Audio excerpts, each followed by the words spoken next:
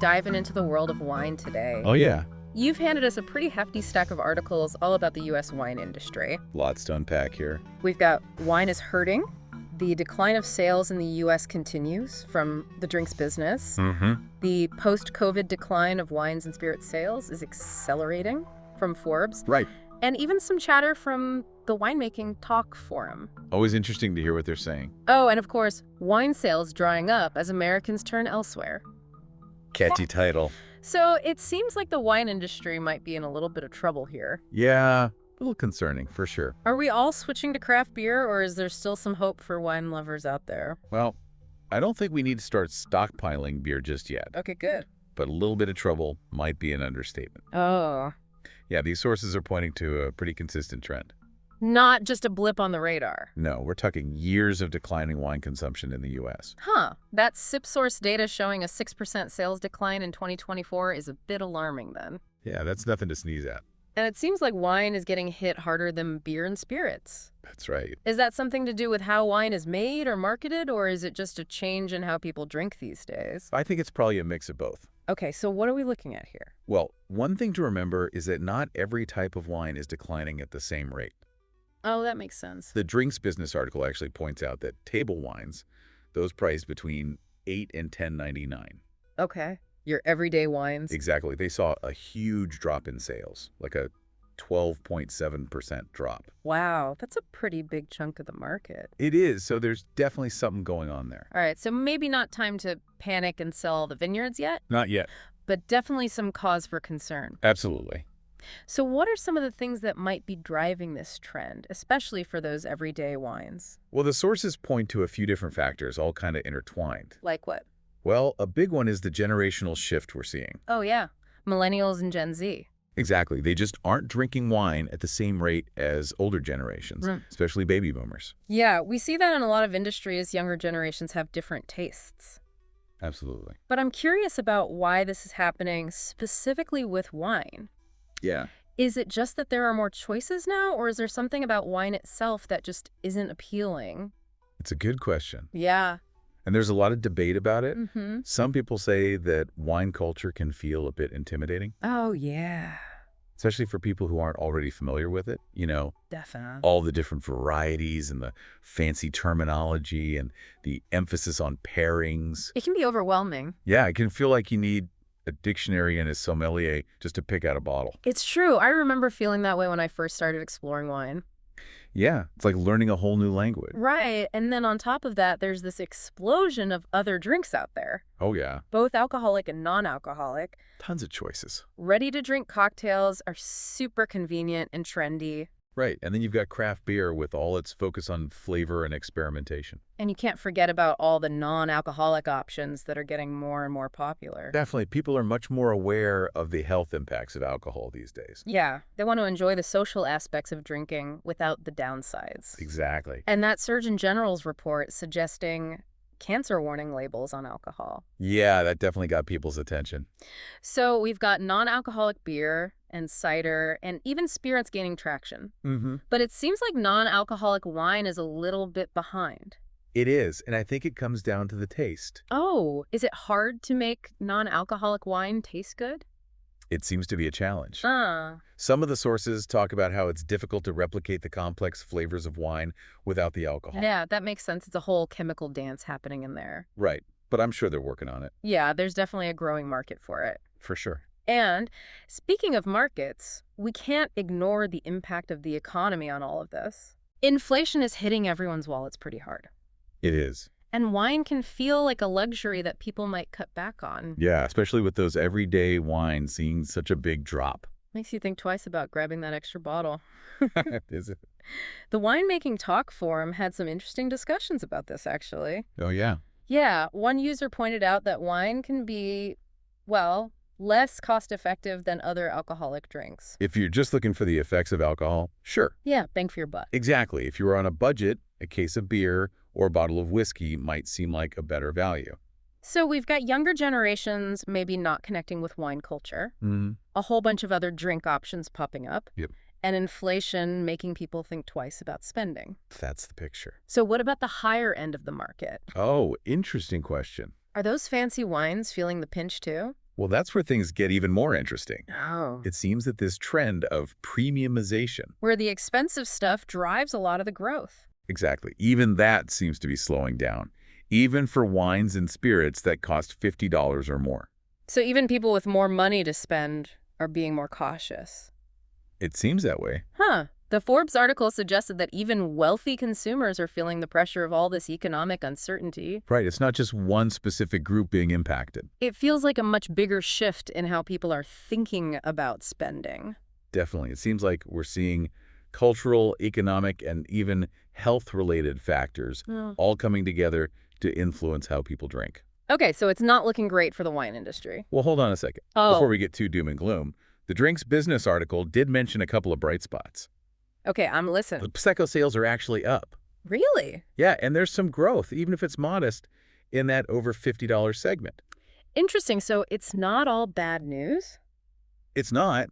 There's some nuances to consider. Maybe people are still willing to splurge for special occasions or treat themselves once in a while. It's possible. So there's still a market for those unique and celebratory experiences. It seems so.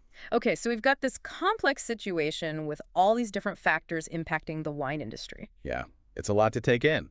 But there's one thing I'm still a little fuzzy on. What's that? That wine is hurting. Article mentions something called declining points of distribution. Oh, yeah, that's an important one. What does that even mean? Well, it's all about the availability of wine, how easy it is to find and buy. Okay. So think about the shelf space dedicated to wine in stores, or how many wine options you see on a restaurant menu. Okay, I'm picturing it. Declining points of distribution means those spaces are shrinking. Oh, so even if people wanted to buy wine, they might have fewer choices. Exactly, and it's a subtle change, but it really matters. Yeah, if you don't see it, you don't think about it. Right, and it shows how businesses are responding to what people are buying. They're giving more space to the stuff that's selling well. Exactly. And right now, that's not necessarily wine. It's a bit of a domino effect. Declining demand leads to less shelf space, which then leads to fewer choices. And that just makes the decline even worse. It can, yeah. It's fascinating to see how these trends play out in the real world. It is. And speaking of the real world, Yes. I think it's time we hear from some of the people who are actually dealing with these changes firsthand. Oh, you mean the winemaking talk forum? Exactly. Yeah, let's get some ground level perspective. There's some pretty stark stories in there. Like what? Well, some California vineyards are actually being torn down because there are just too many grapes.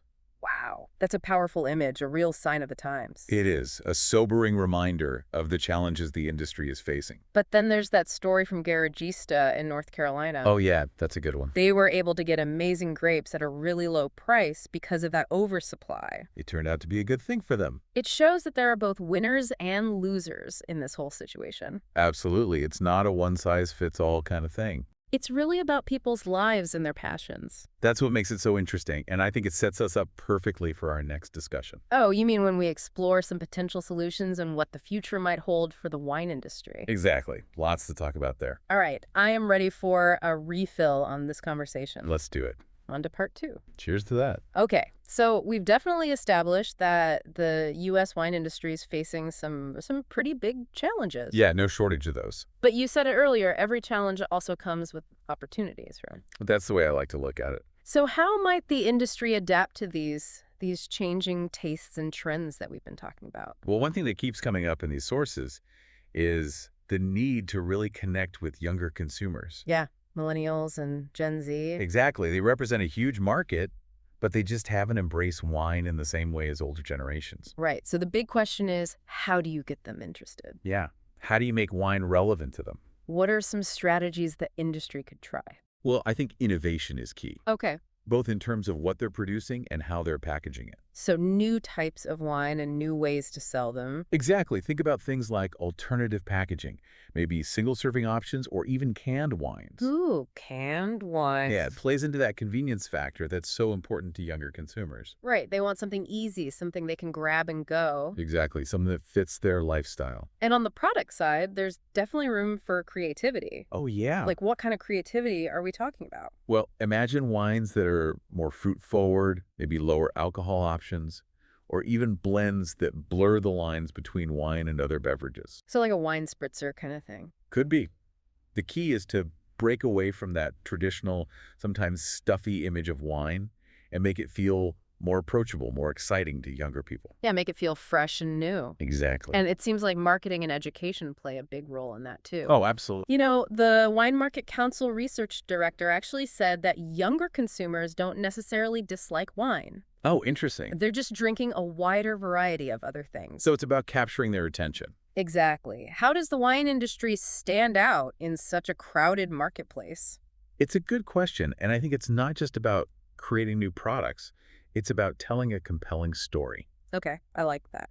The industry needs to do a better job of showcasing all the different kinds of wines that are out there, making the terminology less confusing, and really speaking to the values that matter to younger consumers. Okay, so what kind of values are we talking about? Well, things like sustainability, authenticity, transparency, those are really resonating with younger generations. Makes sense. They want to know where their products come from. Exactly, how they're made, what impact they have on the world. It's about connecting on a deeper level. It is. It's about making people feel like they're part of something bigger than just buying a product. It's creating an experience. Exactly. And that brings us to another huge opportunity, the non-alcoholic beverage market. Oh, yeah, that's booming. It is. We've seen explosive growth in non-alcoholic beer and cider and spirits, but non-alcoholic wine still has a lot of room to grow.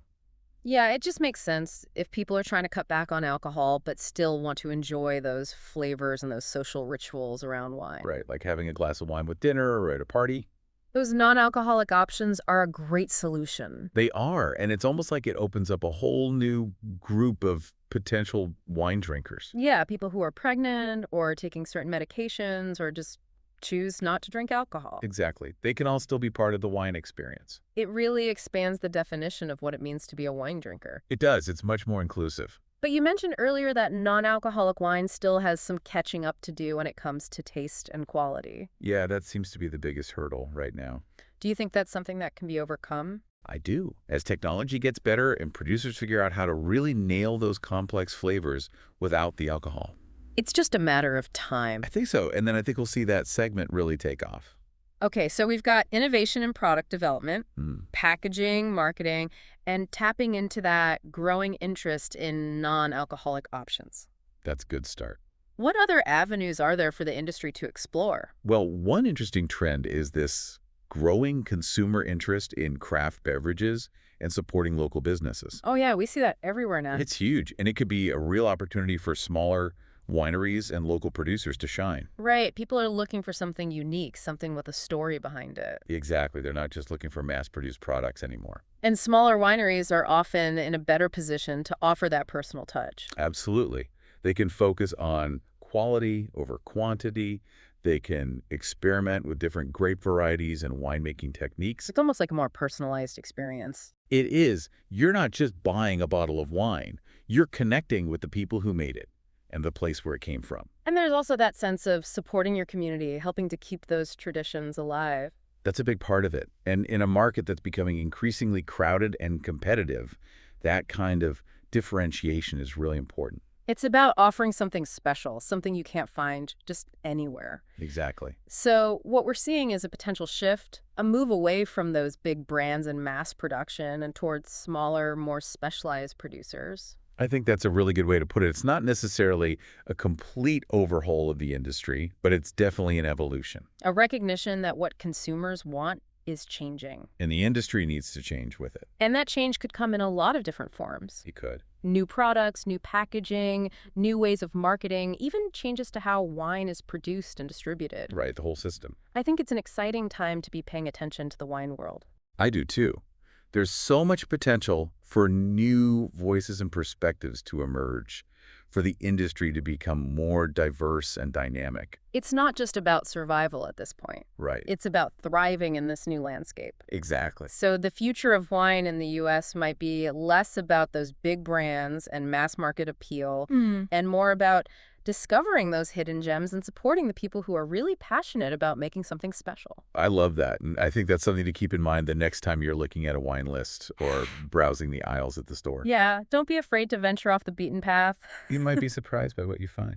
That's definitely a thought worth toasting to. It is. But before we get too celebratory, there's Yeah. one more piece of this puzzle that we need to look at. What's that?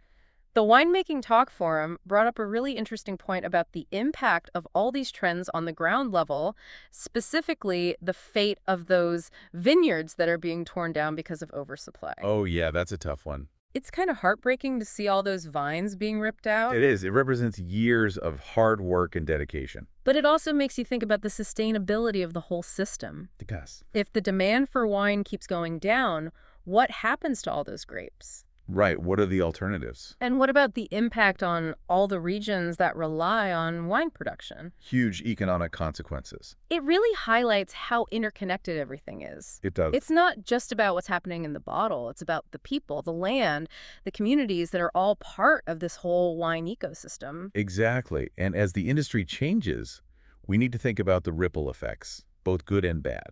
I think that's a perfect way to lead into our last discussion point. Which is? The potential social and environmental implications of all these wine industry trends we've been talking about. Okay, yeah, we can't ignore those. It's easy to get caught up in the economics of it all, but there's a bigger picture here. Definitely. So what are some of the key social and environmental things we should be considering?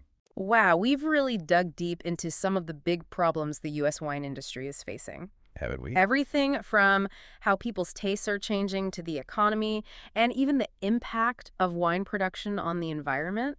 Lots to think about. It's a lot to take in, but I think what really stands out to me is this feeling that the industry's at a crossroads. It does feel like a turning point, yeah. So where do we go from here? What do you see as the long-term effects of all these trends? Well, I think we're starting to see wine is more than just a drink. You know? More than just a way to get a little tipsy. Right. It's an agricultural product. It's got deep cultural roots, a rich history. It's a craft. Exactly. And it connects us to the people and the places where it's made. That's a really beautiful way to think about it. It is. It's about the whole experience, the whole story. And when you look at it that way, it opens up all sorts of possibilities for the future. It does. So maybe it's not all doom and gloom for the wine industry. Maybe not. Maybe it's about adapting, evolving, finding new ways to connect with people who are looking for something different. I think that's a really good way to look at it. It's a chance to be creative, to experiment, to rediscover what makes wine so special. So what does all this mean for us as consumers? Well, How can we be a part of shaping this future for wine? I think it starts with being more conscious about what we buy. Oh.